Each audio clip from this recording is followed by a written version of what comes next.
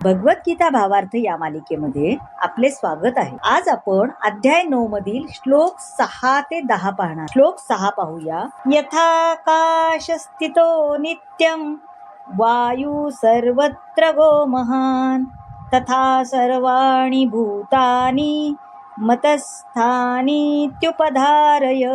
आता सर्वाणि भूतानि म्हणजे सर्व सृष्ट प्राणी, मतस्थानी म्हणजे माझ्यामध्ये स्थित आहे, उपधारय म्हणजे जाणून घे. ज्याप्रमाणे सर्वत्र वाहणारा बलशाली वायू सदैव आकाशामध्ये स्थित असतो, त्याप्रमाणे सर्व सृष्ट प्राणी माझ्यामध्ये स्थित असल्याचे तू जाण. आता इतकी प्रचंड आणि महाकाय सृष्टी भगवंताच्या ठाई कशी स्थित आहे हे साधारण मनुष्याला जाणणे केवळ अशक्य, हो ना. आता एक उदाहरण दिले आहे. आपण कल्पना करू की सर्वात मोठी अभिव्यक्ती म्हणजे काय आहे, तर आकाश. आणि आकाशामध्ये असणारा वायू म्हणजे या भौतिक जगतातील सर्वात मोठी अभिव्यक्ती आहे. आता वायूच्या गतीमुळे प्रत्येक वस्तूची गती प्रभावित होते. आपण जाणतो की वादळ आले की कसं होतं. पण वायू इतका महान असला तरी तो आकाशा अंतर्गतच स्थित आहे ना. तो आकाशाच्या पलीकडे जाऊ शकत नाही. त्याचप्रमाणे सृष्टीच्या सर्व अद्भुत अभिव्यक्ती भगवंताच्या इच्छेमुळेच अस्तित्वात आहेत आणि त्याच्या इच्छेच्या अधीन आहेत. आता पहा, आपण सहज म्हणतो की भगवंताच्या इच्छेविना गवताचे पातेही हलू शकत नाही. याप्रमाणे सर्व काही भगवंताच्या इच्छेनुसार कार्यरत असते. ज्याप्रमाणे आकाश हे सदैव वायूच्या हालचालींपासून अलिप्त असते, त्याप्रमाणे भगवंतही सर्व गोष्टींपासून अलिप्त असतात. म्हणून वेदांवरून आपल्याला कळून येते की अद्भुत आणि प्रचंड वाटणारी भौतिक सृष्टी पूर्णपणे भगवंताच्या नियंत्रणाखाली कार्य करते. आता श्लोक 7 पाहूया. सर्वभूतानि कौंतेय प्रकृतिं यान्ति मामिकां कल्पक्षये पुनस्तानि कल्पादो विसृजाम्यहं. सर्व भूतानी म्हणजे सर्व सृष्ट अभिव्यक्ती. मामिकाम म्हणजे माझ्या. कल्पक्षये, कल्पक्षय म्हणजे कल्पाच्या अंती. आणि विसृजामी म्हणजे निर्माण करतो.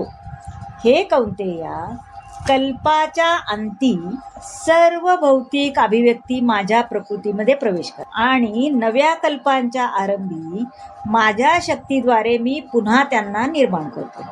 आता या भौतिक सृष्टीची उत्पत्ती, पालन आणि संवाद पूर्णपणे भगवंताच्या इच्छेवरच अवलंबून असतो ना.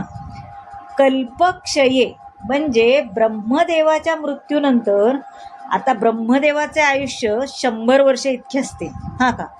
आणि त्याचा एक दिवस म्हणजे किती हे आपण मागच्या अध्यायात बघितले आहे, हो की नाही. तर अशा 100 वर्षानंतर जेव्हा ब्रह्मदेवाचा मृत्यू होतो तेव्हा संहार किंवा प्रलय होतो. म्हणजेच भगवंतांनी प्रकट केलेली शक्ती पुन्हा त्यांच्यामध्येच विलीन होते. नंतर पुन्हा जेव्हा भौतिक जगत निर्माण करण्याची आवश्यकता असते तेव्हा त्यांच्या इच्छेनुसार भौतिक जगत निर्माण होते. म्हणजे भगवंत एक असले तरी ते अनेक रूपे धारण करतात. भगवंत स्वतःला भौतिक शक्तीमध्ये विस्तारित करतात आणि पुन्हा संपूर्ण सृष्टी प्रकट होते. आता पाहूया श्लोक 8. प्रकृतीं स्वामवष्टभ्य विसृजामि पुनः पुनः भूतग्राममिमं कृत्सन् अवश्यमं प्रकृतेर्वशात्. स्वाम म्हणजे माझ्या स्वतःच्या.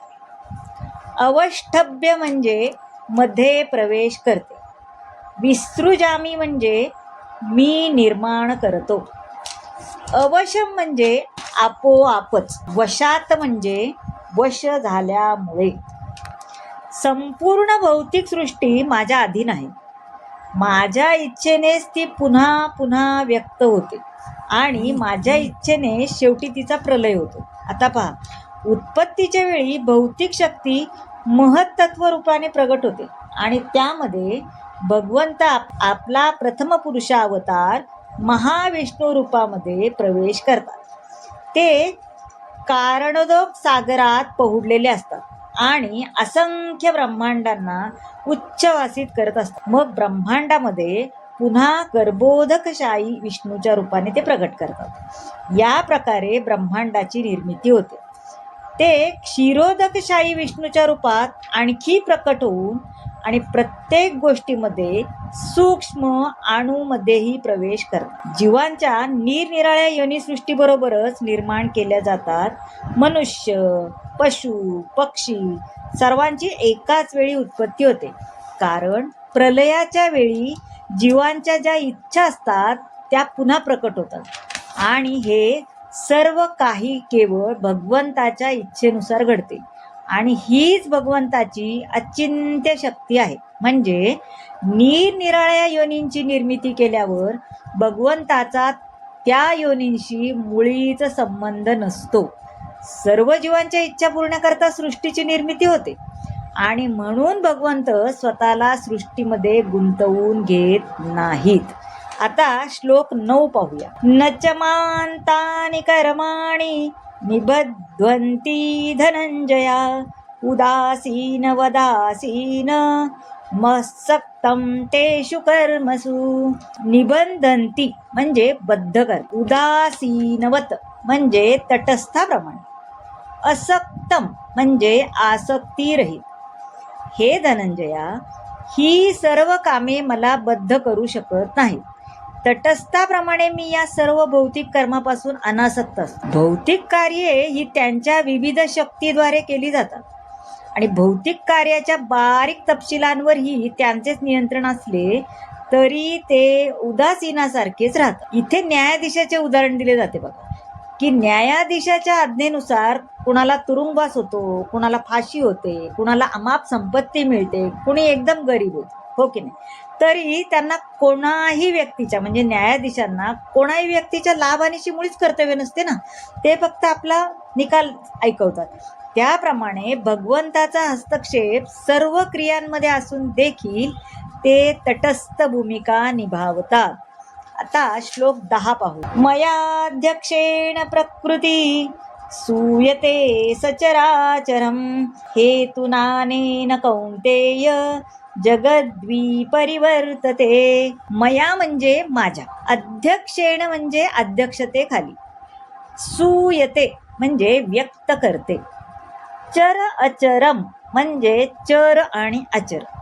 हे कौंतेया, माझ्या अनेक शक्तीपैकी एक असणारी ही भौतिक प्रकृती माझ्या अध्यक्षतेखाली कार्य करीत सर्व चराचर प्राण्यांची निर्मिती करते आणि तिच्या नियंत्रणाखालीच या सृष्टीची वारंवार उत्पत्ती आणि संहार होतो. या भौतिक सृष्टीचे अध्यक्ष आणि आधार हे भगवंतच आहेत.